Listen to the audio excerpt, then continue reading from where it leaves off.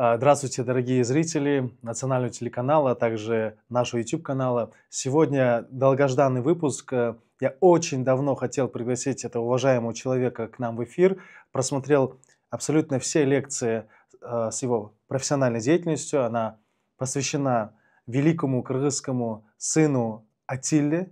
И этого человека я вначале должен представить. Он является заведующим центром гармонистики, доктором филологических наук, профессором, членом Союза писателей Кыргызской Республики, академик Российской академии педагогических и социальных наук, академик Нью-Йоркской академии наук, лауреат научной премии Токийского университета Сокка Гакай, почетный профессор Казахского университета имени Абулай Хана Бекбалаев Амангельды Абджапарович. Здравствуйте. Здравствуйте, здравствуйте, очень приятно. Спасибо большое за то, что вы нашли время. Вы приехали сразу же после своей лекции. И сегодня мы решили с вами взять интересный формат.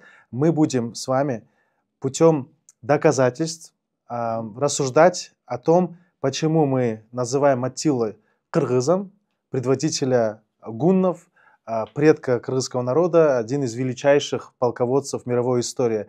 Амангель Байке, вам слово, ваши доводы. Ну хорошо, я начну со слов нашего великого земляка, который прославил имя кыргызов на весь мир, с великого писателя Чингиза Айтматова. Вот его книга «Асхада калган аңчынныйы», «Плач охотника, который остался на краю пропасти». Вот он здесь пишет, что... Ну, прежде чем он пишет, я пару слов скажу о нем. Он лет 15 был послом сначала Советского Союза, потом независимого Кыргызстана, в Европе, в странах Бенилюкса, в Германии, Франции, вот в той стороне он был послом. Он всю Европу объездил, во всех музеях был. И, видел те гунские памятники, которые там стоят в Германии, во Франции, в Бельгии. И он сразу понял, что кыргызы были в Европе. Кыргызы, в музеях это все есть. И вот он написал в своей книге: мы должны едил бабабыздын төл тарыхыбызга киргизип, адабиятта кайталангыс орошон образын жаратып, эл журту менен кайрадан жүздөштүрүшүбүз керек. Атилу, нашего предка, нам надо вести опять литературу, представить его настоящий образ, чтобы он опять предстал перед своим народом в самом настоящем облике деген, это слова его, кыргызчасы. Вот это уже все мне дало в свое время толчок, что я очень заинтересовался. Раз такой великий человек говорит, значит, он не просто так говорит. Он говорит, зная, что гунны это имели прямое отношение к кыргызам. Зная. Когда в аспирантуре учился, я был страшно поражен, что в этом, как и в немецком языке, есть слова, полностью совпадающие с кыргызскими и по звучанию, и по значению. Прямо совпадающие, есть опосредованно совпадающие, есть приблизительно совпадающие. И таких слов очень много. Но прямо совпадающих я насчитал что? Прямо совпадающих. В кыргызском и немецком. Я начал думать, откуда это? Откуда? Там в немецком гатин, в кыргызском катын. В немецком ман, в кыргызском ман. В немецком, камель, в кыргызском каймал. Каймал это, верблюдица. По 5-му году каймал, жилка. Я так начал интересоваться. И полдня своей диссертацией занимаюсь. Я учился в Московском пединституте иностранных языков имени Мариса Тореза очно. Я там жил в общежитии и учился там 4 года. Год я стажировался и 3 учился. 4 года жил в общежитии. И был страшно поражен. И пошел заниматься этим делом обязательно. Полдня я сижу в своей иностранной библиотеке, полдня еду в площадь Нагина в историческую библиотеку. Узнать, откуда кыргызы, которые мы живем в горах, и немцы, которые живут в Европе, откуда у нас общее? Потому что если одно слово было бы, это было бы, как говорят кыргызы, кокстук, случайность. И нет, полуслучайность. Если 2 слова было бы, это был капусток, случайность. Но когда идет 3 слова, 4, 5, 10, 100, одно значение, одно звучание, здесь математический закон Гаусса срабатывает. Там, где дважды, встречается что-то, там есть закономерность, надо искать. Если молния 2 раза падает, надо искать, что там есть. И вот я начал искать. И потом выяснил, что начал выяснять, и все стало на свои места. Все стало на свои места. Оказывается, гунны, это было, как его, которые пришли с Китая, пришли в Европу, они имеют древнюю историю. И среди гуннов главные позиции занимали 3 народа: кыргызы, кыпчаки и сабиры. Кыргызы, кыпчаки и сабиры. Занимали 3 народа. И все начало постепенно складываться. Вот мозаику я складывал годами, складывал эту мозаику, пока не пришел к полному вот тому пониманию, которое я представил. То есть все, кто исследует вопрос, исследовали по кусочкам. По кусочкам. Я пытался все охватить, все и поставить все как бы вот это, собрать этот воедино, собрал. И собрал воедино вот так, что здесь помогло мне еще как вот то, что наши власти во главе с первым президентом Акаевым, они сделали одно великое дело. Они через ООН добились, что Китай и ООН признали нас, что кыргызы самая древняя тюркская нация в мире. Самая древняя, 2200 лет. За это ему спасибо, что нас признали. 2200 лет. И в 2003 году мы, кыргызы, здесь, я помню очень хорошо, мы как радовались, что у нас 2200 лет нашей государственности, что мы такой древний народ, этноним кыргыз есть, что у нас было свое государство, радовались. И потом начало складываться. Потом и начали. Гунны – это не единый народ. Гунны, которые пришли в Европу, это народ сборный, конгломерат народов. Я там насчитал сколько племен, смотрите.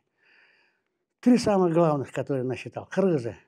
Они еще назывались ганьгунни, хонни, хуни, гуни, кыпчаки или кипчаки. Сабиры. Они назывались савиры, сувары, сабары. Динлины, буруты. Кстати, динлинов и бурутов тоже к нашим кыргызам причисляют. Биттагуры, акациры, витторы, хунугуры. Это какие-то дальние родственники, ну, можно сказать, венгров. Можно. Ну, они, некоторые из этих народов, они угрофиноязычные. И дальше витторы, хайлундуры, майлундуры, кангары, утургуры, хутургуры. Ну, я сейчас буду перечислять, это ничего не даст. 21 племя было, которые после того, как около Китая они как 4 века простояли, с Китаем как его, провели 10 войн, из 10 войн 8 выиграли, 2 проиграли. Но самую главную, последнюю войну проиграли. Последнюю войну проиграли и были вынуждены откачевывать сюда. И откачевали в 3 стороны. Одни на север, одни сюда, одни на юг. Вот когда сюда пришли, они, за ними китайские эти войска гнались, они все-таки ушли вниз на Иртыш, на Алтай, и там переводили дух 3 века. 3 века, потому что 3 века, я говорю, это для нас кажется так много, а 3 века это где-то 1 век, 4 поколения. Это всего 12 поколений. За 12 поколений надо вырастить, как его, народ поставить. За 12 поколений надо вырастить скот. Надо создать запасы. Надо создать все материальные блага. И в это время опять там началась засуха. И вот эти 21 племя двинулись в Европу, на запад. Они двинулись не для того, чтобы кого-то порабощать, кого-то захватывать, что-то делать. Нет. Они гнали свой скот. Они жили спокойной, мирной жизнью, гнали туда. Но в степи вокруг, кроме вот этих 21 племени, которые объединились, были еще десятки племен грабительских, барамта, которые занимались барамта, угоняли чужой скот, чужие это. Чтобы от них защищаться, они объединились, 21 племя. Объединились, составили 8 туменов. И шли они не просто так, как мы сейчас думаем, просто взяли, помаршировали. Нет, север был около Иртыша, юг около Балхаша. Потому что скот надо гнать огромные территории. И надо не спеша. Они годами двигались туда, годами. Лет через 5 только они подошли к этому к Уралу. К Волге еще через пару лет. 8 туменов составили они. 8 туменов, 3, и почему 3 народа я выставляю, считаю самым главным кыргызы, кыпчаки и сабиры, а потому что они могли эти народы выставлять полносоставные тумены, по 10 тысяч человек. По 10 тысяч человек. И вот то, что вот в истории есть, это очень, как его, меня это взбодрило. Потом в 90-х годах, когда началась вот эта перестройка, и не перестройка, а началась уже переформатирование советского пространства, очень много учебников появилось у наших, как и у наших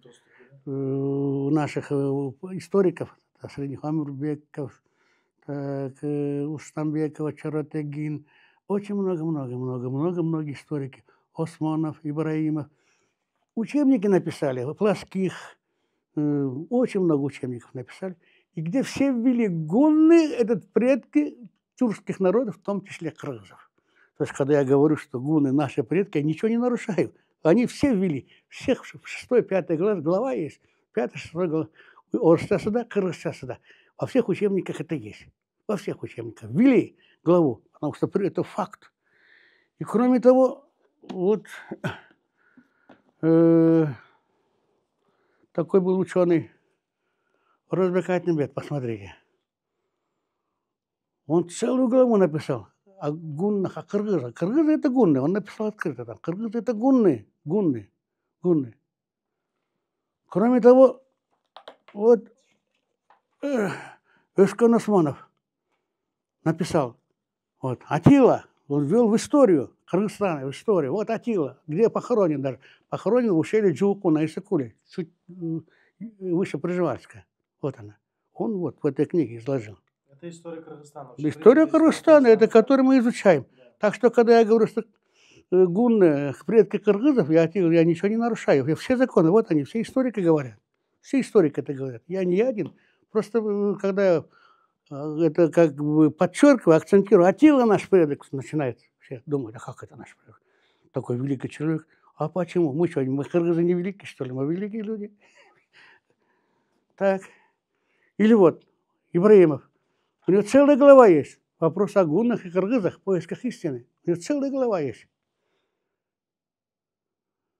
Целая глава есть у него. Глава целая. Он ввел в историю. То есть в историю кыргызов введены. После Чингиза Айтматова они все введены. То есть когда я говорю, что он предок кыргызов, я ничего не нарушаю. А что мы знаем вот из этих 3 книг, которые мы с вами только что назвали, какие интересные вещи о Атиле мы можем прочитать в этих книгах, если кратко? Если кратко, у меня даже где-то были эти, как его, записи. То есть об Атиле вот такие вещи. Во-первых, Атила происходит из кыргызского рода Мундус. Это не я говорю, вот это говорит Херман Шрайбер, говорит, род Мундус, вот смотрите, вот они. Мундус, вот он, сейчас найду. Вот Мундус, вот здесь, смотрите, ищите. Мундус, русский род Мундус. То есть это, Херман Шрайбер. Это ученый, писатель из Германии. Германии, историк. В его книге мы можем заметить, ребята, обратите внимание, что написано из племени Мундус. Да. Атила выходит из племени Мундус, который сегодня присутствует в составе кыргызских племен. И кроме того, в других книгах я тоже нашел, просто я не стал все тащить с собой, очень много, что там было 4 кыргызских племени, которые сегодня есть среди кыргызов, и которые присутствовали в Европе, которые отмечаются в Европе. Я сам происхожу из детогенов, я искал детогенов, нету там моих родных детогенов, нету. Бугу нет там случайно? Там тоже Бугу нет. Жалко. Но нашел 4, которые есть, которых, как говорится, я отвечаю головой, то, что я их нашел в истории. Если кто мне будет задавать вопрос, а почему они, я скажу, вот в этой книге есть. Какие это племена? Да, вот это племена. Первое, Мундус, это род Атилы. И Атила отца звали Мунчук в честь племени мундузов. То есть у нас тоже называют Нарынбай, Таласпай, Таласпек. Называют же Кыпчакбек, Кыпчакбай. То есть в честь своего племени. Дальше. Второе племя – это мать Атилы, Сабиры. Сабиры, они потом станут, к нам только придет небольшая часть этого племени, а остальное станут турками, Сабиры, и чувашами. И кумыками станут, карачаевцами, балкарцами они станут потом. Они когда назад вернутся, они станут там. Это второе. Сабиры. Сабиры среди нас маленький такой род, он среди сарбагыши подрод. Их мало, но они есть, сабиры, они есть. Они гордятся тем, что они сабиры. У них мать Атила из сабирского рода. Дальше. Третий род – это кыпчаки. Ну, кыпчаки, они, с одной стороны, они были отдельным народом при при гуннах, но с другой стороны, к нам вошли часть племени. Вот на юге кыпчаки есть, наши кыпчаки. В Китае наши кыпчаки есть. Они иногда, правда, китайские кыпчаки иногда говорят, что мы немножко отличаемся, но все-таки они признают, что они кыргызского племени, рода. Но кыпчаки, это потом они станут казахами, потом они станут туркменами, потом они станут частью узбеков, северных узбеков, потом они чаткальские узбеки, потом они станут этими, татарами, потом они станут этими башкиртами, потом они станут русскими казаками, если на то пошло, они, язык смешается. Это третье племя. Кыпчаки – это была гвардия Атилы, это самые ударные места, это боевые люди, их ставили везде, самые такие ударные места их ставили, когда надо проломить оборону, когда надо что-то захватить, когда надо их ставили, кыпчаков. Элита, воинская элита. Правда, и все гунны были элитные войска, но они среди элит были элитой. И кыпчаки вот в той книге вот есть, они, смотрите, эту книгу откроем, они носят именно бегунку в Теветей. Это кыпчаки, вот они. Кыпчаки, видите? Вот они. Вот, головной убор. Теветей, вот они, как они в бою себя ведут, кыпчаки.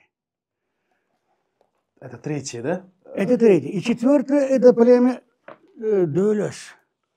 А часть этого племени откачивала на Алтай, они стали там телецами, Телецкое озеро оттуда. Потом Дулёс есть еще среди башкиров. Ну, большая часть Дулёс у нас проживает, на Чаткале где-то проживает там. Я, правда, с ними ни с одним не встречался, с остальными я встречался, а с ними я не встречался. Вот 4 племени я могу твердо сказать, что среди кыргызов есть. 4 племени, которые в гунском походе были. Правда, 2 племени, Сабир и Кыпчак, они были в то время еще отдельным народом, но потом они к нам, часть они к нам вошли в наш состав. И вот поэтому я очень,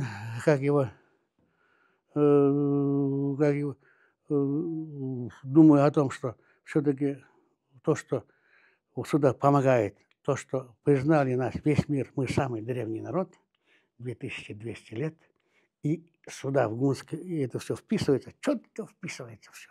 Все вписывается, все накладывается друг на друга. Понимаете? История – это тоже своеобразная мозаика. Надо подогнать так, чтобы она все не противоречила друг другу. Но у меня дальше есть еще доводы. А смотрите, во-первых, он считается очень справедливый человек. Я вообще считаю, что вот образ Атилы нам надо для нашей идеологии. Что такое идеология?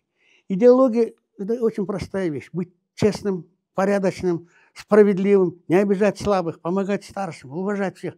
Вот это идеология. Но плюс на основе любви к своей родине, на основе знания своей истории, языка и на основе всегда готовым быть защитить свою родину.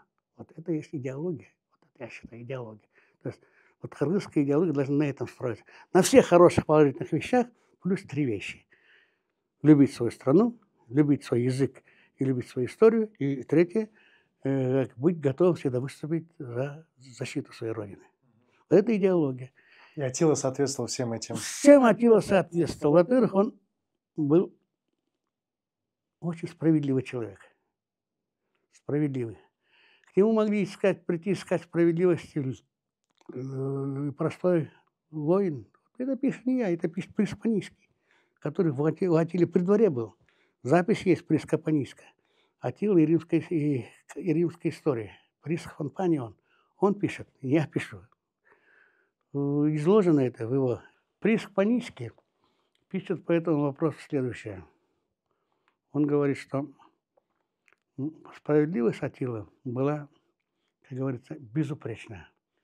Он не брал в сторону сословного там, как говорится, дворянина, тархана, бека, хана или простого воина. Для него все были одинаковые. Все были одинаковые. и мог лишиться головы знатный хан племени, если он нарушил какие-нибудь законы. Один знатный хан отобрал теленка у одного бедного воина, он был обезглавлен. По-испански пишет, потому что было доказано. Второе, Аттила был очень скромный человек. Ему вот это богатство, все это было ему чуждо. Абсолютно. Он жил в простой юрте. Простая юрта, он ставил себе простую юрту, жил в простой юрте. И на нем не было ни одной золотой, ни серебряной вещи. Все было железное или бронзовое, железное на нем. И сабли, ему это все, ничего не было, не позолочено, ни конева, ничего. Абсолютно все было простое у него. И ел он из простой посуды. В то время как его придворные пытались, там есть и серебряный, и золотой, там чванится, он этого лишен полностью. Он был просто очень скромный человек. Это опять пишет Пришпанийский и другие люди, которые посещали Аттилу, были у него в гостях. А хозяин он был хлебосольный. В-третьих, он был отчаянно смелым человеком, отчаянно смелым. То есть до того смелым, что просто на грани фантастики. Он выходил, это уже точно из этих всех записей многих, он вышел на борьбу с тигром-людоедом в верховьях Олта, это сейчас современная Румыния, это были раньше сибирские земли. Он был ханом тогда Сабиров, еще молодой был. Он вышел на бой с тигром, но там обычно осенью они окружают, осенняя охота, и самых таких упитанных самцов, там, кабанов, лосей, зубров, туров, они отстреливают для соума. И был там тигр-людоед попался. Вся округа боялась этого тигра. Людоед. Но тигр-людоед это уже, когда уже все, последняя стадия. Он ничего не боится, этот тигр. Тигр ничего не боится. Видимо, он где-то понес какую-то рану имел, не мог так охотиться. Он на людей охотился. И Аттила вышел с ним на бой один. С одной стрелой и одним луком. И с одним кинжалом. Стрела, лук и один кинжал. Все. И подошел к нему, там шагов на 20, начал кидать в него камешки. И тигр на него прыгает. И он одним выстрелом попал ему в сердце. Он упал, тигр прямо отскочил около него. Это до того такая вот храбрость, отчаянность, четкость, глазомер этого человека. Поэтому такие люди были ханами.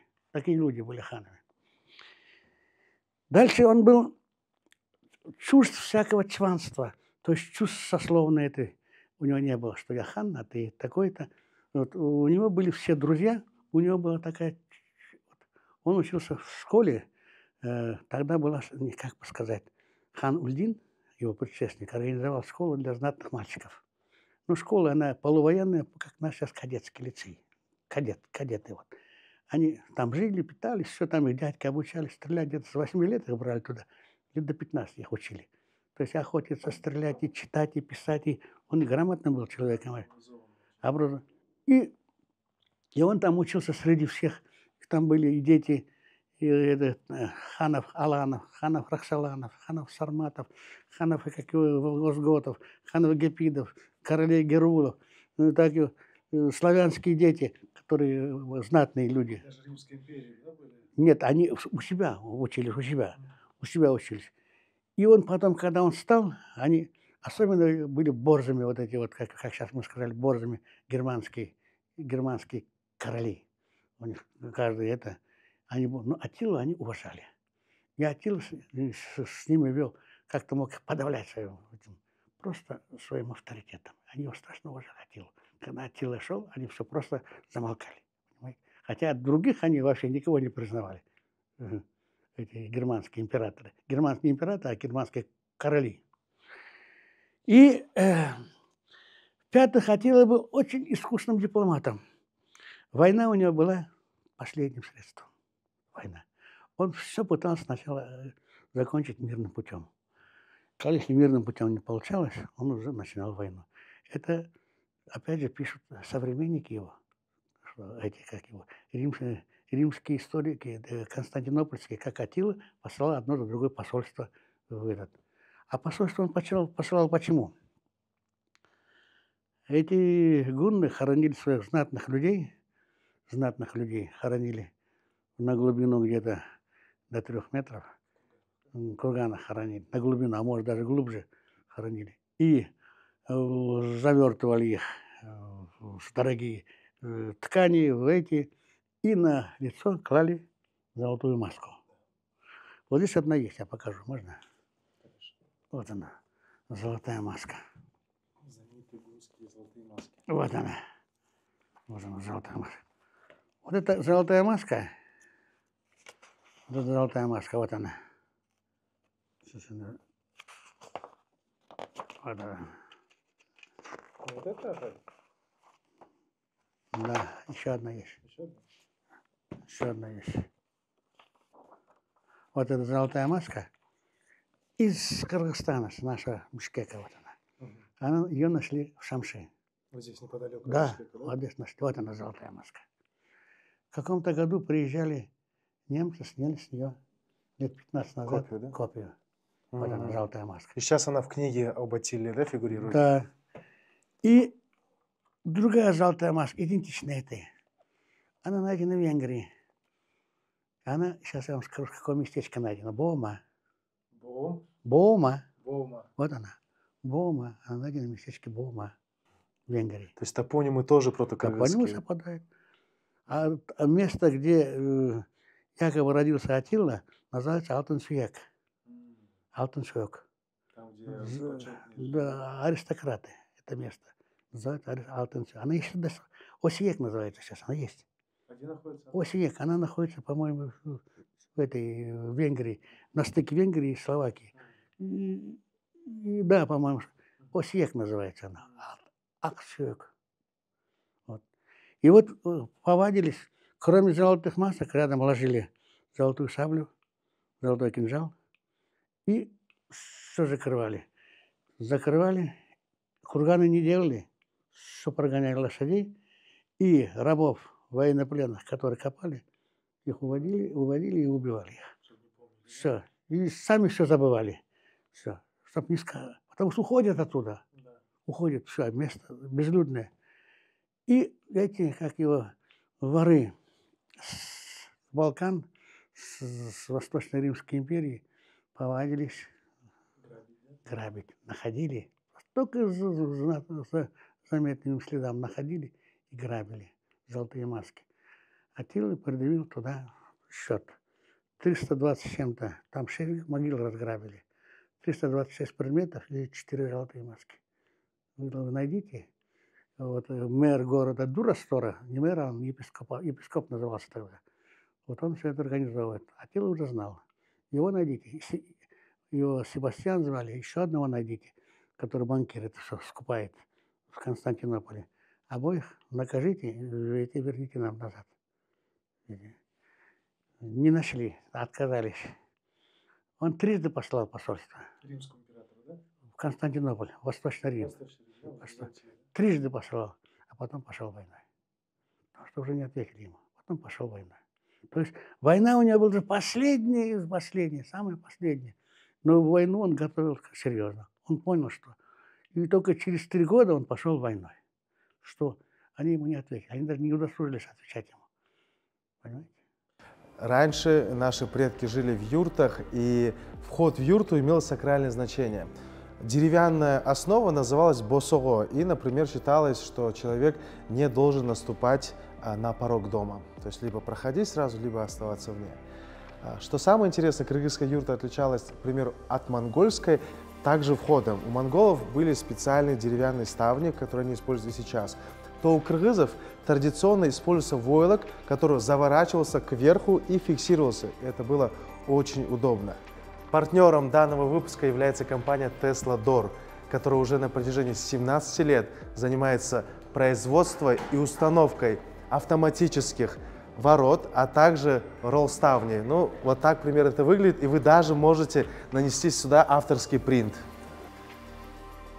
Компания Tesla Door является дистрибьютором таких мировых брендов, как Турхан, Рютерна, Гедзе и Алютех. Как вы заметили, компания старается использовать технологии и инновации. Именно поэтому они назвались в честь Николы Тесла. Это выдающийся физик и инженер. Ребят, если вы делаете или строите дом, или какое-нибудь коммерческое здание, а может вы хотите классный гараж, то вы знаете, куда обращаться, потому что здесь большой выбор, но самое главное, они дадут вам классную гарантию, а также сервис. То есть, к примеру, через пару лет что-то произойдет с вашей дверью, то ребята приедут, починят это все и сделают это на максимально комфортных условиях. Оставляю ссылку на компанию в описании под этим видео. Teslador Чон Рахмат. Мы продолжаем.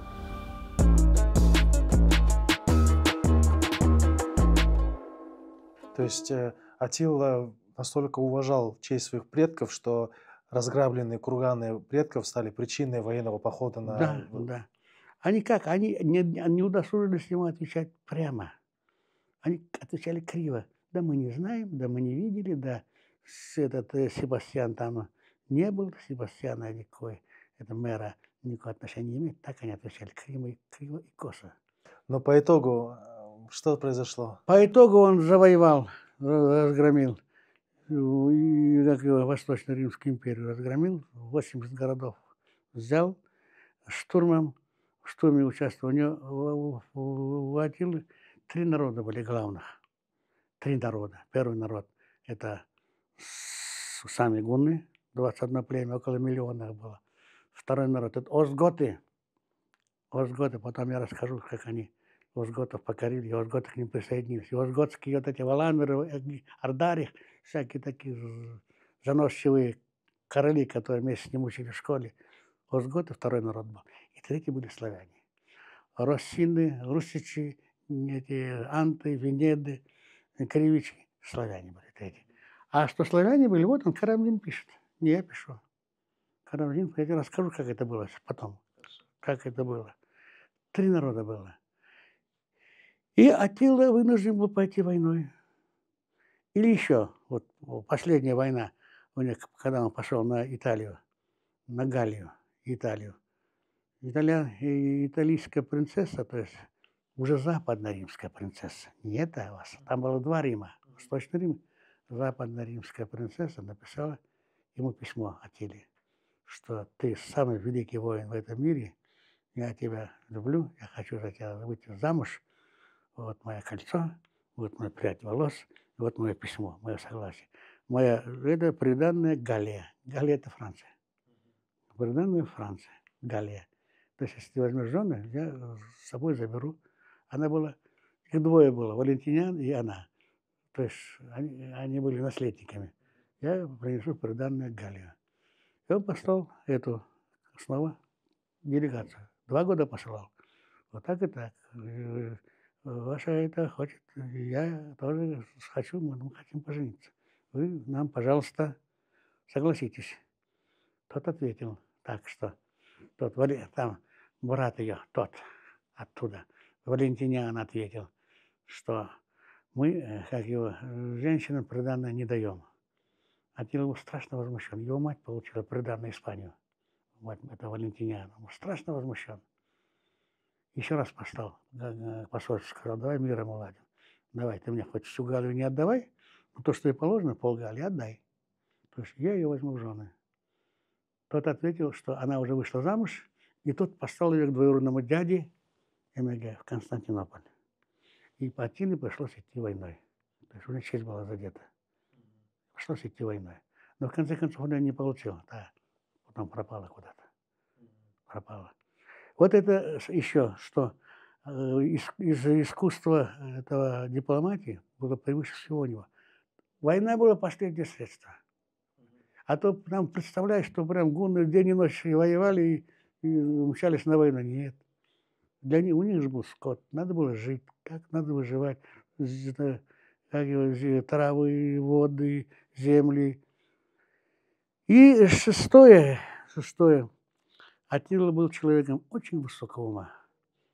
Кроме того, что он эту школу кончил, он был аманатом в Риме. Аманат – это заложник. Но там заложники не так, как мы думаем, в тюрьму посадили, в клетку посадили, все. Там заложники обмениваются.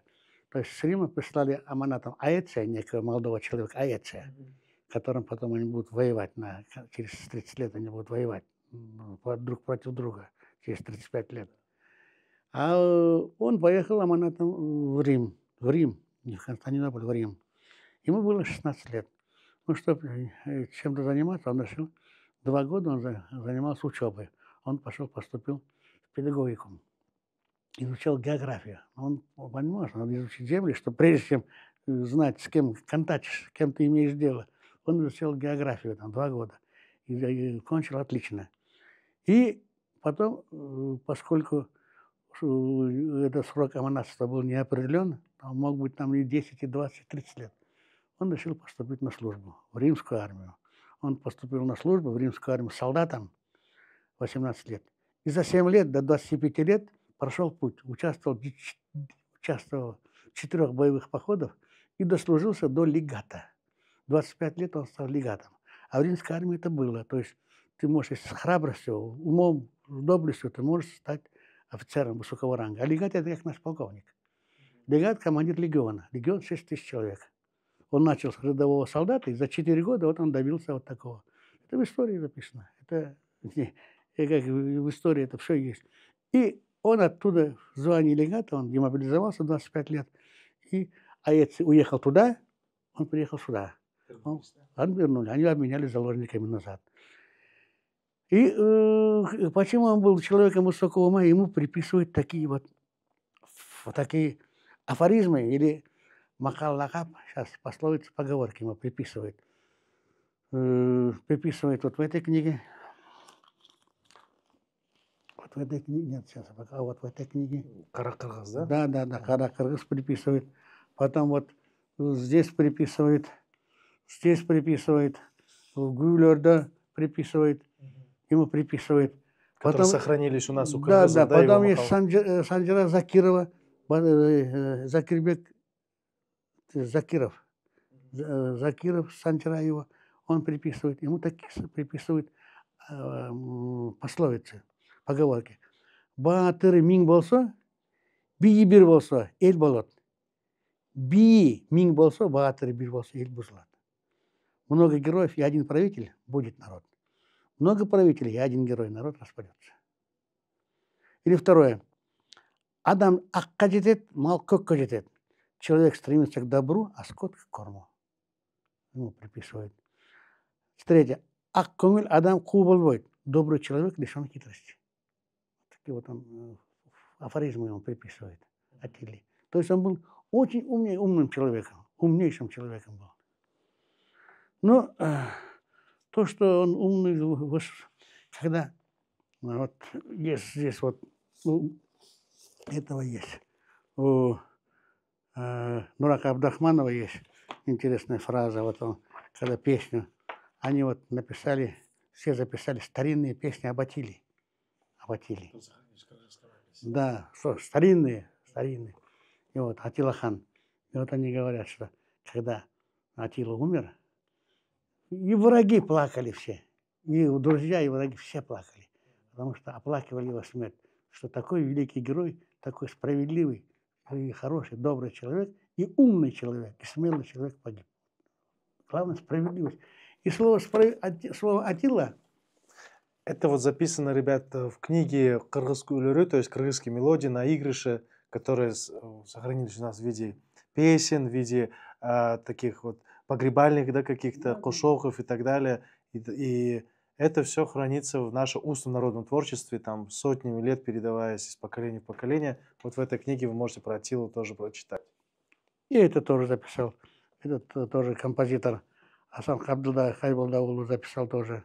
Там тоже говорится, да? Да, тоже что именно говорится у него здесь? У него то же самое говорится, только в других словах. То же самое говорится, потому что они же одну и ту же вещь передают. Что по случаю смерти Атилы горевала вся Европа. Горевала. Потому что они понимали, что Атила умер, а вдруг какой-то придет другой нехороший человек. Атила был справедливый, он понимал. А вдруг придет подлый человек, который начнет грабить, резать, убивать. Понимаете, сила-то у гуннов мощная. Когда сила мощная, и во главе ее стоит нехороший человек, это плохо. И Это, как его, кроме того, еще надо иметь в виду, что вот Кыргыздар, другие народы, вот слово «атила» в немецком языке стало «адель», трансформация «адель», означает благородный человек, благородный, справедливый человек, «адель» в немецком языке. Нарицательным стало. Нарицательно. И в кыргызском языке. А все, как его от слова «атила», все производные, Адылбатыр, Адылхан, Атилахан, Адлет, Адыл, Адылбек. Это все от Атилы идут. Все производят. Унгубир, Унгусубир. Корень, единый корень. Адыл, Адил, единый корень. Эдиль, казахов. Они все означают понятие справедливости. Все. Адлет. Все означают понятие справедливости. Все одного корня. А в Европе даже очень много женских имен. Аделина, Аделия. Там очень много женских имен с этим корнем. Вот эти 6 качеств Атилы, которые можно найти вот в литературе. Качества. То есть он может стать именно, как лечь Атила, образ Атилы может стать лечь в основу нашей идеологии для молодежи. Я еще раз повторяю. Идеология – это есть не что иное, идеология есть не что иное, как все те признаки, которые Джетосвят монастыря, и христианские самые лучшие вещи, буддийские лучшие вещи, пожелания, даже эти, как его, пожелания Торы. Все религии желают одного, чтобы человек жил хорошо, чтобы достойно вел. И монастырь, Джетосвят, это тоже все здесь. Вот эта идеология есть, это монастырь Джетосвяты, она есть квинтэссенция всех лучших этих мыслей, то есть пожеланий. Плюс любовь к родине, к своей земле, плюс любовь к истории своей родной земли, любовь к языку своему родному и готовность всегда ее защитить свою. Потому что если ты мужчина не защитишь, кто защитит твою любовь, твою землю?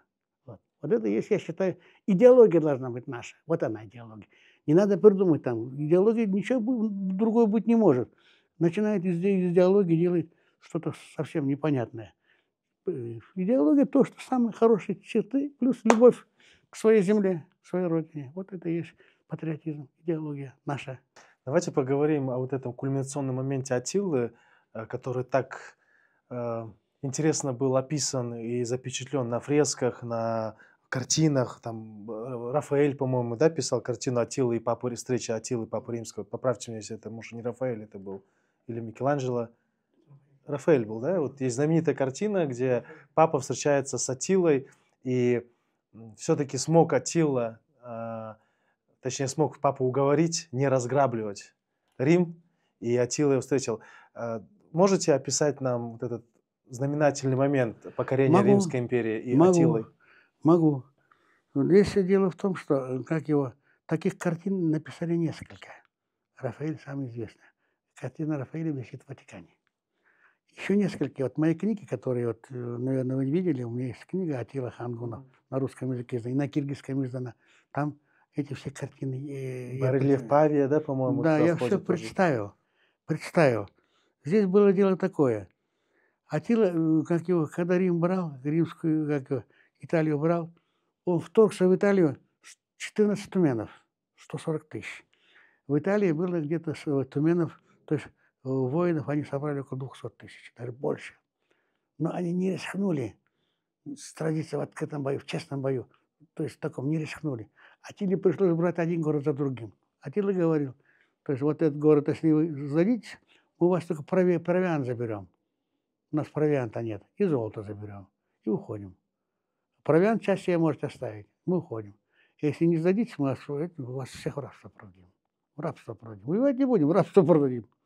И города сдавались. Многие воевали. Например, Аквилея не сдалась. И Атиле в открытом бою на территории Италии никто не вышел против него. Последний, кто мог выйти, это вышел только Аэций. Год назад в Галлии, на каталонских полях, где была ничья, где Атила пожалел его, потому что он вспомнил детство, как тот его спас. Он пожалел его. Атила был добрый человек, Мундай. Ну, в жестокий век. Недаром Калашников написал книгу «Жестокий век» про Чингисхана. Век тоже Это тоже был жестокий век. И вот Аттила прошел до Рима, не встречая никакого сопротивления. Они взяли там все склады, которые нашли, забрали. Вино, провиант, пшеницу. Да, взяли как его. Ну, обычно оттуда приводили. Что они приводили? Рабов они, мужчин мало брали, они не нужны ему. Мужчины сами могли, рабы присоединялись к ним, рабы, добровольно. Они брали женщин. Женщин в жены, что поражали, потому что роддомов нету, много убирали в детстве, в природах убирали, женщин забирали они.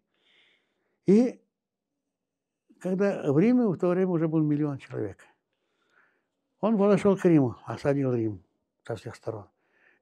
Но он еще дал Риму шанс, от Тибра он не закрыл реку, с реки подвозили эти продукты. Он где-то дней 5-7 простоял, и начал думать, как же взять этот Рим, каким. Потому что так сразу, это не какие-то городки, это миллионный город. Потом с 2-3 стенами высоченными, там он будет бояться драться, до конца будет драться. Они понимают. И с другой стороны, у него же люди тоже, надо их снабдить чем-то. Он же туда идет что-то завоевать, надо зерно взять, масло взять, надо скот угнать, много надо вещей, женщин забрать, золото, серебро, все же надо собрать, все это надо собрать. Но все это уже свезли в Рим, все попрятали, особенно все драгоценности в Рим попрятали. Все. И папа Лев понимает, что Аттила возьмет, Аттила месяц возьмет. Думал. И Аттила решил повторить тот же трюк, который до этого 5 лет назад он в Константинополе. Он Константинополь не тронул, он взял богатый выкуп. Ему нужен выкуп, то есть дань, чтобы своих солдат отблагодарить. Ему живые солдаты нужны. И когда тот пришел, Лев, и начал, давай, что тебе надо, мы тебе дадим, только ты нас не убивай туда-сюда. Аттила сказал, вот список. И список составил Орест, который был при нем, который римлянин был. Он был его Эльтумембаши, начальник военного штаба. Он его поставил. У Аттилы разные нации были в этих, в совете, управлении. Не обязательно кыргызы. Всякие были там. И греки, и римляне, и германцы, все были в управлении. И список, вот нам столько-то бочек, там 10 тысяч бочек масла, там 20 тысяч бочек вина, сушеного винограда, все материи, столько-то железного лома, столько-то фунтов золота, 100, 200 фунтов, 300 фунтов золота, фунт это полкило, то есть 300 грамм. Где-то в 3-5 раз больше фунтов серебра, меди. Вот это все соберете, все, даю вам 10 дней. Соберете, я уйду. И с удовольствием все согласились. Зачем? Лучше отдать это, чем быть убитыми. Лучше отдать. И это вот этот, как переговоры Папы Льва и Аттилы, католические учебные заведения это преподносят как великую победу христианства. Аттила согласился. Ну, зачем ему еще? Он в этом походе в итальянском потерял всего 300 или 500 человек. Вообще, битв не было. Зачем ему терять людей? Ему же воины нужны, а не эти мифические стены этого Рима. Поэтому он согласился. И взялся, и ушли назад. Все, что надо, взяли, повезли на телегах. Все, что надо, все он распределил между этими. И в первую очередь он распределял среди семей павших воинов. Каждый Тюмянбаши должен был быть в своем племени нести отдать, как его, все семье масло, сахар, там, не сахар, а как его, масло, вино, мед, там, что надо, серебро, золото надо было отдать. То есть павших воинов. То есть можно сказать, что один из таких знаковых событий в истории кыргызов – это история, которая рассказывает о походе на Рим, о том, как Папа Римский сдал свою, скажем так. Не, погодите, он же помимо выкупа, он еще и территорию какую-то должен был отдать же, да? Нет, он территорию не Не брал. отдал, да? Ничего не брал. Только это отдал, да? Он Выкупом, только да? выкуп взял и ушел. И Окей. ушел. Хорошо. Давайте продолжим нашу беседу о косвенных, прямых и непрямых доказательствах о том, что Аттила является предком кыргызов. Что еще мы можем сказать в сторону этого утверждения? Ну, смотрите, вот такое могу я сказать утверждение. Ну, вот Санджара, почему-то мы считаем, что Санджара, вот это с советских времен такое стало, что Санджара это не научно. Да, а почему? А потому что наша Санджара, она вот тоже Манас.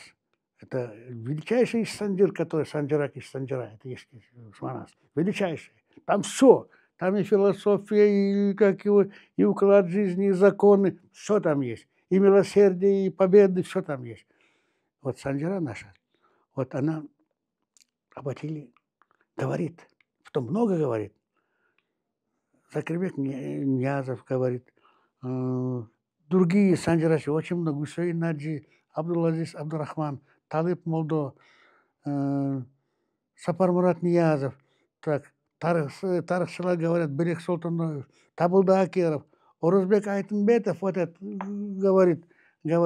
Очень много. Нурак Абдурахманов, Асан Хайбулдаев, вот эти певцы. Они что, они тоже типа санджара, у них эти песни записаны. Что они говорят? Это все было, это наша история, наша древняя история, наша было. То есть это мы должны помнить.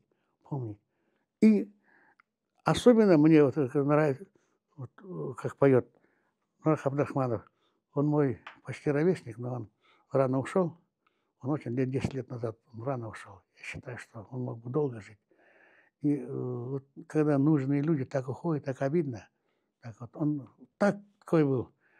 Сейчас бы так он мне помогал бы. То есть может быть, я ему помогал бы в этом деле. Он тоже одержим был этой идеей. И говорит Санджара, Атила это наш. И что когда Атила умер, ну, они дают, что он умер около города Ош. Это в Южной Франции. Ош. То есть они догоняли вестготов, которые их враги были, вместе со славянами. И он там умер. И умер он там, как его,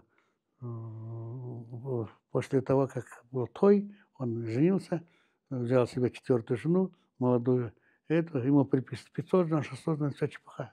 Там всего известно, в истории 4 жены его известно. И то одна была, вот это была Ильдика, она была младшей сестрой германского короля. Он ее взял в жены. И когда он умер, вот по одной версии он умер от кровоизлияния мозг. По другой версии у него просто сердце остановилось. Ему было 56 лет уже.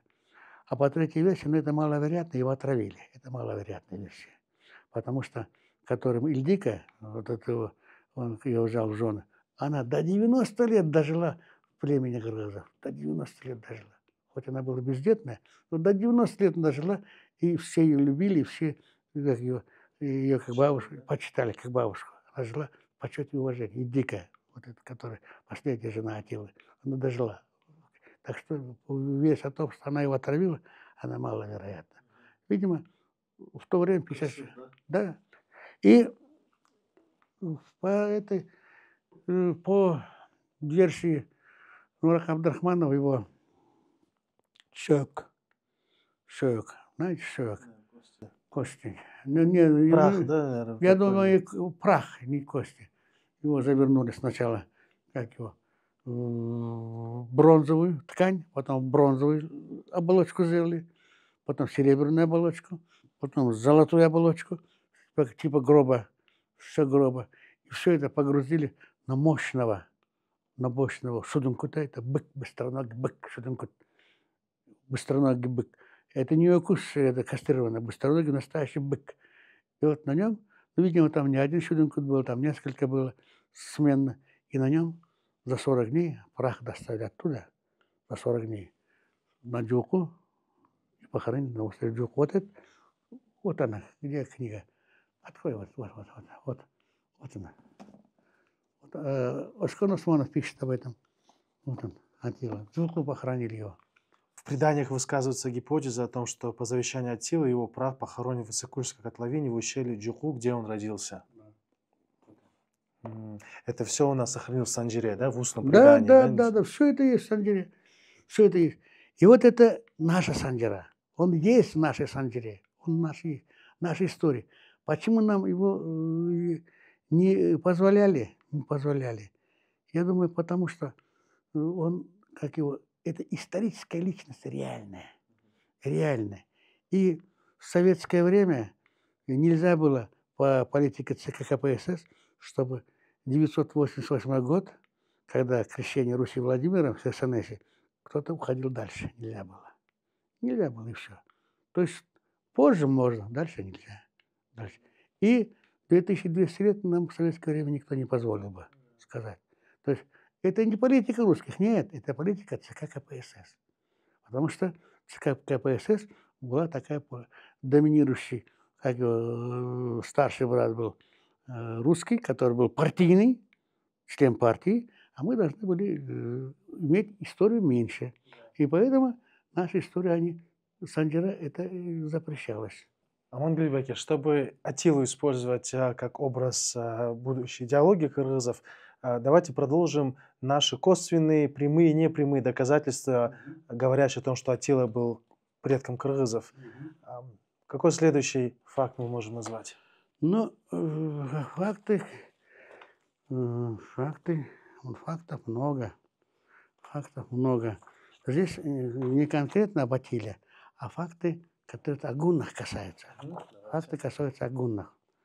Ну, во-первых, такие доказательства, есть такое доказательство, как историческое доказательство, историческое алиби. Или алиби, как наоборот. Вот смотрите.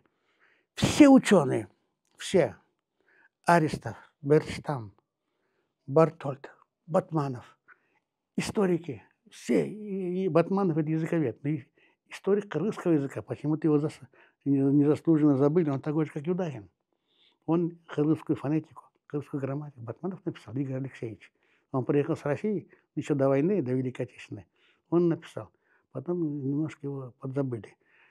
И вот эти все историки, и среди них один наш Игорь Алексеевич Батманов, Аристов, Бернштам, Бартольд, и еще несколько фамилий, просто в уме у меня не держатся они все читали все эти китайские летописи в переводе, все читали китайские летописи. И в китайских летописях где-то эти гунны, то есть кыргызы, записи о кыргызах пропадают где-то в первом веке нашей эры, пропадают, нету кыргызов, нету. И всплывает только в 7 веке. 7 веков почти нету. В Китае где кыргызы? Нету. Были же? Нет. Ни кыргызов, ни динлинов, ни брутов, которые к кыргызам имеют прямое отношение. Нету их. Где они? Они, оказывается, в Европе все. В Европу пошли. А здесь, когда думают, что пошли в Европу, пошли, погнали, напали там, Дикая Орда, нападает, ничего подобного. Это шло медленно. Шли медленно. Скот гнали. Как я говорил, еще раз повторяю, начиная от Пекина, кончая Веной, это степь. Сплошная степь, зеленая степь зимой. То есть весной, зеленая степь. И зимой она малоснежная степь, чтобы скот мог, как русское слово есть, разное слово тевин, скот тевинет. Тевиновать, русское слово, русское есть, тевин. Скот может раскапывать степь, скот гонят и туда, и сюда.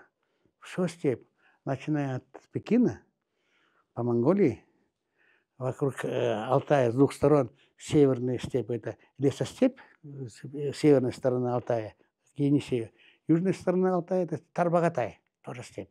И вышли на Кыпчакскую степь, сейчас казахская степь, можно сказать. на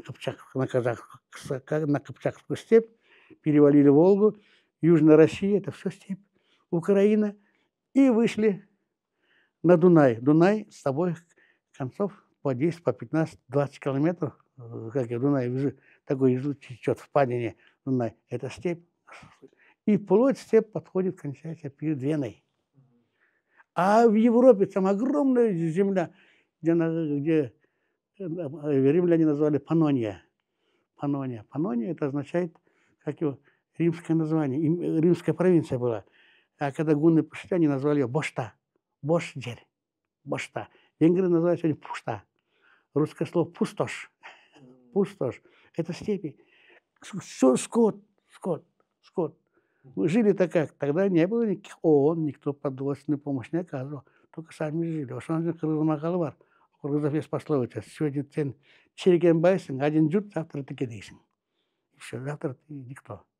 То есть все зависело от климата. Шли вот по этой степи. И пропали из поля зрения китайских летописцев на 6-7 веков. Нету. Вот они все подтверждают. И Аристов, и Берн, все кыргызы пропали. И вместе с ними, которые народы с ним родственные, близкие, буруты, и диндины, тоже пропали. Все пропали. И гунны все пропали. Они, говорят, все в Европе здесь в это время. То есть это алиби, но наоборот. Что не там он присутствовал, а вот он отсутствовал здесь. Все, он отсутствует. Вот это одно из доказательств. Гунский народ полностью отсутствует.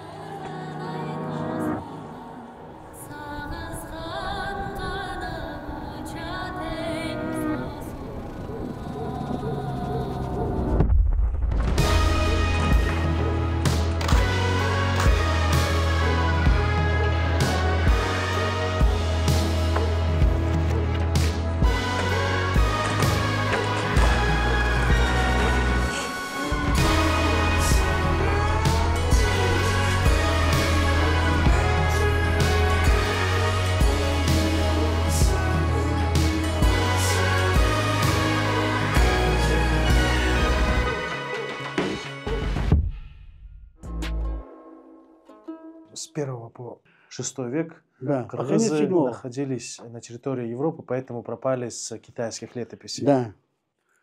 Кроме того,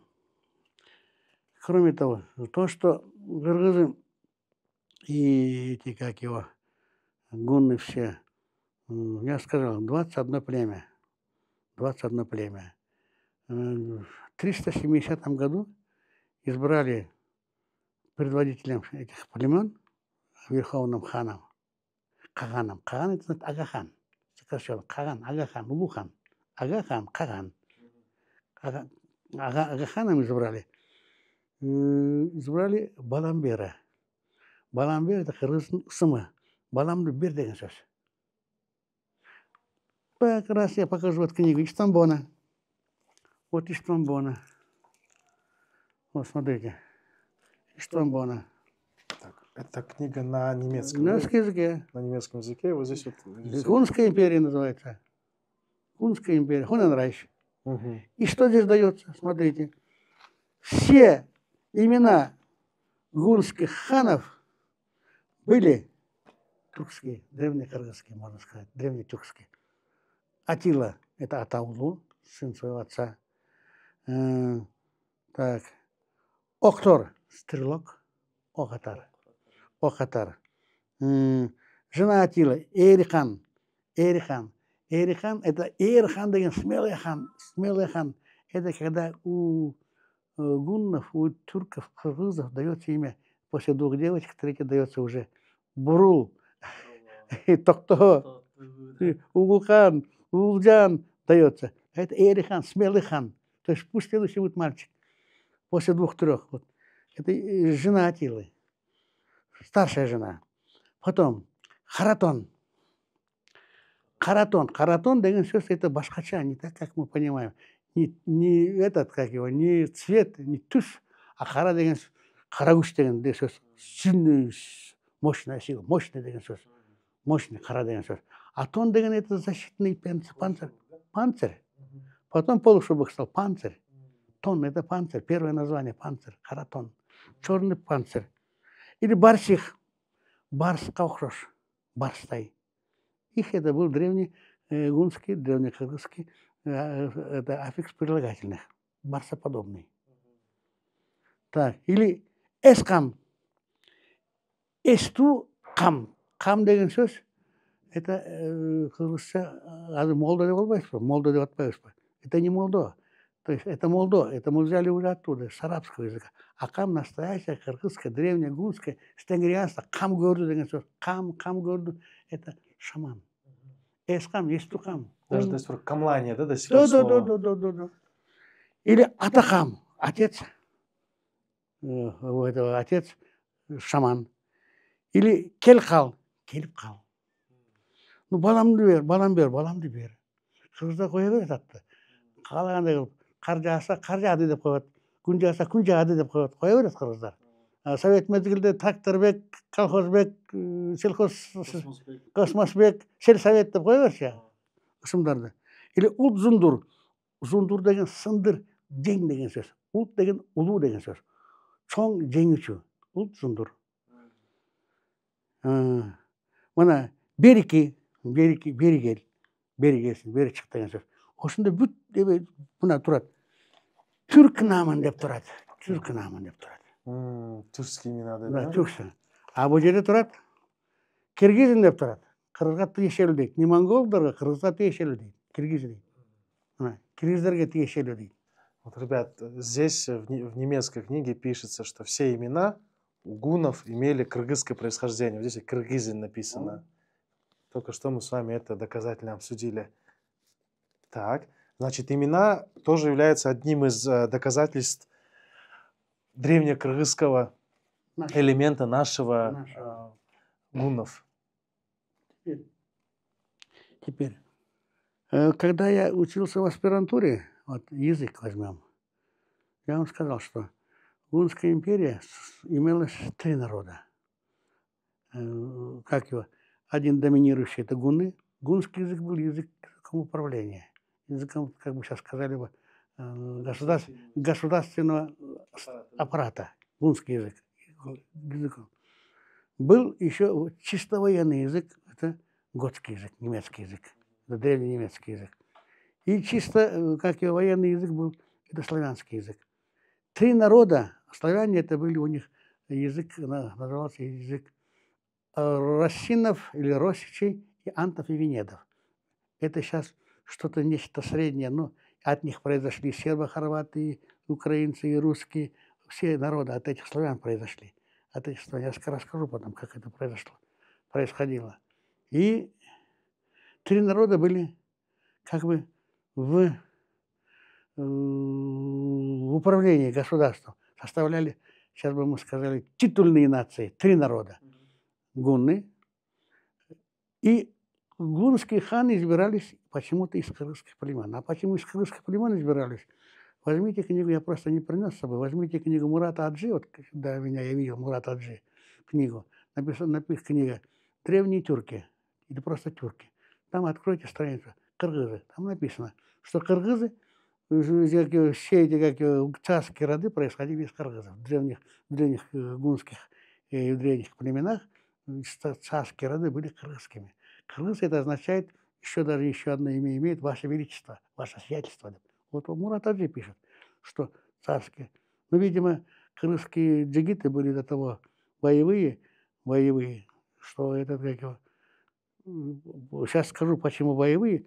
Вот мою книгу перевели Атила на немецкий язык. Вот последний перевод. То есть перевели на немецкий язык. И он к ней написал предисловие, этот переводчик. Переводчик написал предисловие. Эта книга, она еще не издана, это просто рукопись. Но ее понесем на днях в Министерство культуры показывать министрам, чтобы какое они примут решение. И вот он, этот переводчик, Христоф Ваксмут, он говорит, я, говорит, приехал посмотреть, говорит, что слыхал, читал, что, как его, приехал разобраться, кто же такие гунны. Потому что и кыргызы, и казахи, и венгры все претендуют на гунское наследство. А потом, говорит, как посмотрел, как пору кыргызский джигит играет и побеждает, я понял, что настоящий гунны это кыргызы. Вот здесь вот у него написано в предисловии, что сегодняшнее Бору доказало, что кыргызские джигиты, они могли все эти хваленные римские армии все опрокидывать. И римские легионы могли побеждать. И благодаря тому, что они их победили, Римская империя и рабовладельческий строй распался. Вот он пишет. И дальше я хотел бы сейчас показать вот одну вещь. Почему? Вот три народа были главные. Ну, мне сейчас интересует только кыргызское, немецкое или кыргызско-германское соотношение. Соотношение. Потому что русский язык сейчас доказать, то, что гунское трудно, потому что потом пришли татары. Они тоже тюрки. И русский язык смешался с татарским языком. Сейчас уже трудно доказать. А то в Германию татары не приходили. Потом, как еще Иван Грозный лет на 10 татар всех позвал, чтобы своих изничтожить, своих бояр. Он же позвал, Да. посадил. Будучи сам тюрком, Иван Грозный. Он посадил же Семена Бекбулатовича, посадил на царство, и тот всех изничтожал, всех этих. Да, он посадил их всех. И много тогда пришли, все Рахмановы, Рахманиновы, там Юсуповы, все тогда пришли. С Казани все пришли и сели на царство. Все приказы взяли, министрами стали, управляющими стали. И все там остались. И сейчас с русским языком это выискивать невозможно. Потому что. А вот с немецким языком возможно. Так, давайте, что мы тезисно утверждаем вот данной таблице, о чем мы сейчас с вами рассуждаем? Мы тезисно утверждаем, что, живя вместе в составе одного государства, гунны, кыргызы, то есть гунны и сегодняшние их потомки кыргызы, готы и их потомки немцы, они имели очень много взаимопереходов, как и лексики друг в друга. Ввиду общности жития, да, в тот момент? Да, и не только лексики, но и фонетики, и грамматики имели. Вот смотрите, какие я могу показать фонетики и грамматики имели переходы. Начнем с того, вот она.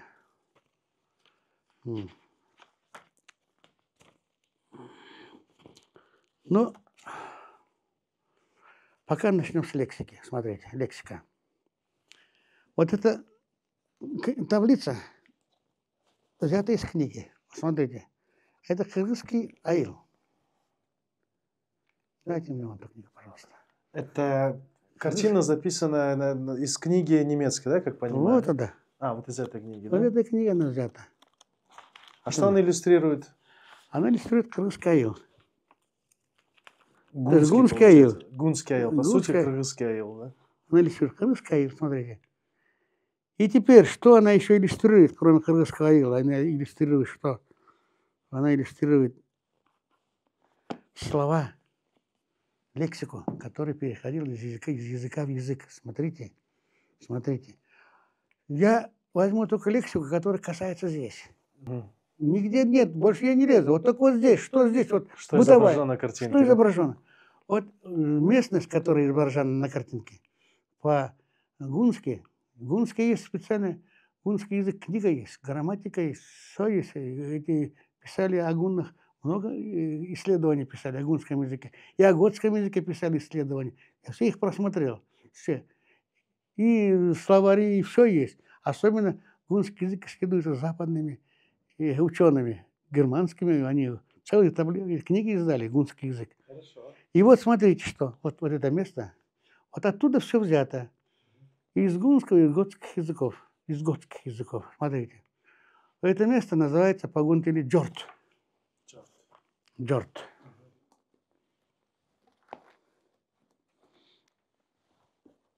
Джорт.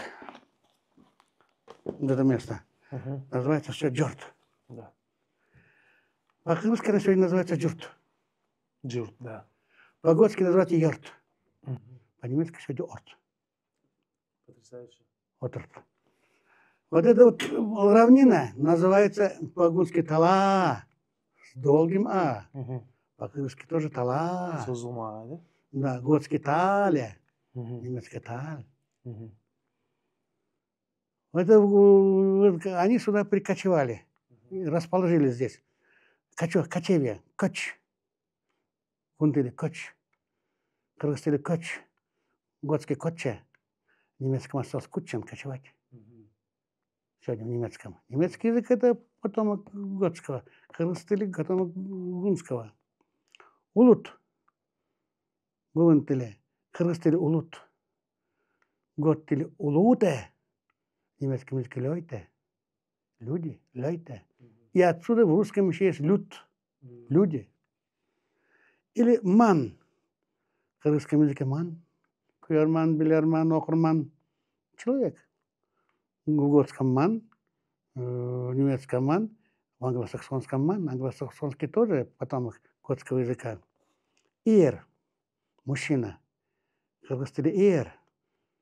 Готский язык ир. Немецкий хер. Мужчина. Гонский язык хатун. Кыргызский хатын. Хатын это у кыргызов стало почему-то а на самом деле у всех тюркских народов она очень приятное слово.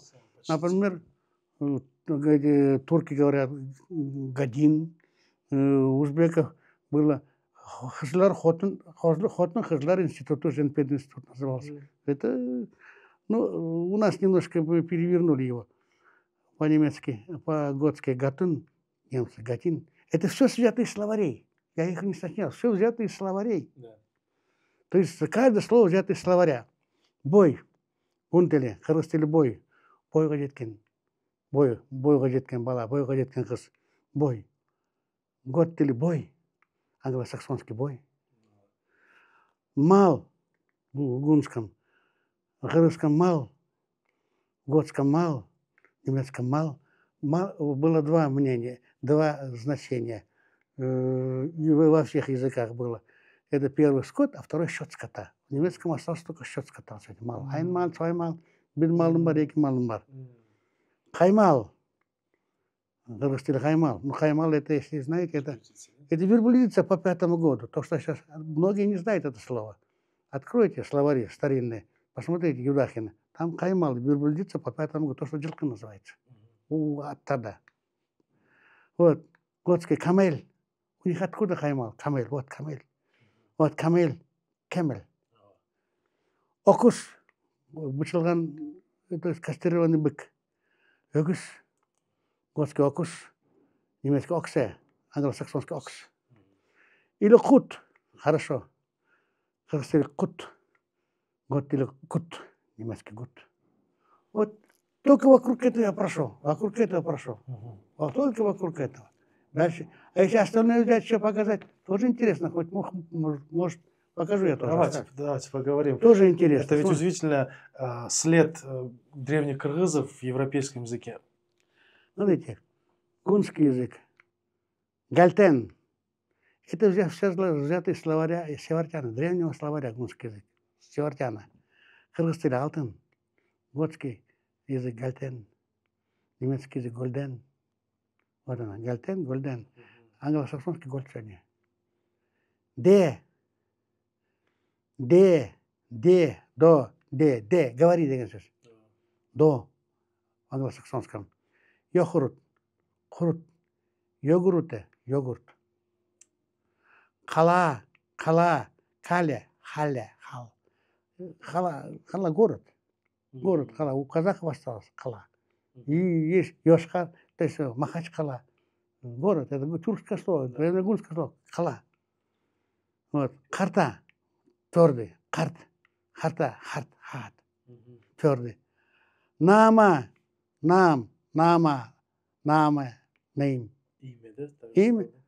Сорпа. Вот теперь смотрите, начинается интересно. Сорпа. Сорпо. Зорпе. Зупе. То есть слово суп пришло в немецкий язык, как слово шорпо, да? Да, Сорпо. я так считаю. Тельмеч. Тельмеч. Долмеч. Долмеч. Словарь откроете, все эти слова есть. Хаса. Кас. Хаса. Хас. Кас. Господу. Враг. Шекери. Шекер. Шекери. Цукер. Шуга. Но это не наше слово. Мы взяли с Китая иероглиф и понесли туда. Ну, сладости, вот шекер. Шекери, цукер, шугар, сахар.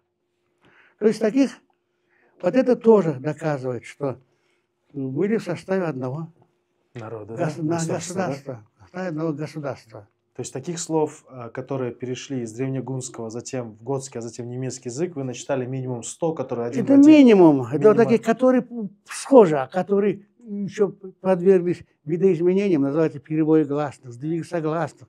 То есть называется, они сдвигаются.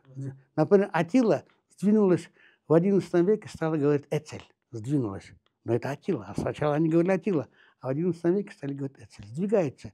Язык немножко меняется. И кыргызский, и немецкий, все языки меняются. И я их насчитал 100 где-то прямых таких, и около 200 сдвинутых, которые поискать можно найти в конце. Значение и звучание одно и то же, но они подвержены какому-либо фонетическому лингвистическому закону, по которому они были сдвинуты. То есть они сдвинулись не просто так, а через законы. И теперь смотрите, вот они, как его, лексика. Кроме того, есть еще и фонетика. Вот в русском языке есть долгота и краткость. А. В немецком есть. О. В немецком есть. И в немецком. И в немецком есть. Потому что в гунском и готском они были. Кто и кого взял? Не знаю. Кто кого взял. Долгота и краткость. А вот там н. Да. В нашем есть, и в немецком есть. Да. И в готском есть, и в гунском есть. Кто у кого взял, тоже я не знаю. Понимаете? Потом суффиксы, как его, например, к. Это типичный, я считаю, тюркский, кыргызский, древнекыргызский суффикс к. Это основной вариант к. Боке, каке, таке, боруке, к. Ака, к, сейчас к. Это наши, исконные. Это доказано. Как его, словарями доказывается. И оказывается, в немецком было ха, потом стало хе, Петерхен, Дитеркен. Так стало в немецком, в гунском, в готском. А это все есть. И в русском появилось. Ванька, Станька, Петька, это все наше. Там голосом, да, вот это. Это все зафиксировано в словарях Севардяна. То есть в древних словарях, древнетюркских слов. Если поискать, все это найдешь. И вот таких фонетических, грамматических, если это поискать, очень много. Очень много. И лексических тем более очень много. То есть, еще раз я повторяю, закон Гаусса гласит, один раз падает, это случайность, то есть полуслучайность. Второй раз падает на одно место, туда, это случайность. Третье место раз, уже закономерность. И у меня здесь 300, а какая закономерность? Значит, вот поэтому я был страшно поражен, что в русском есть и в немецком есть. Тот же Майдан есть в немецком, он стал Мессен, Майдан, наш Майдан, который в украинском. То есть язык без языка мы никуда никак не денемся. Так, мы коснулись очень важной темы древнегунского языка и современного кыргызского и немецкого языка, который говорит об общности и языковой преемственности.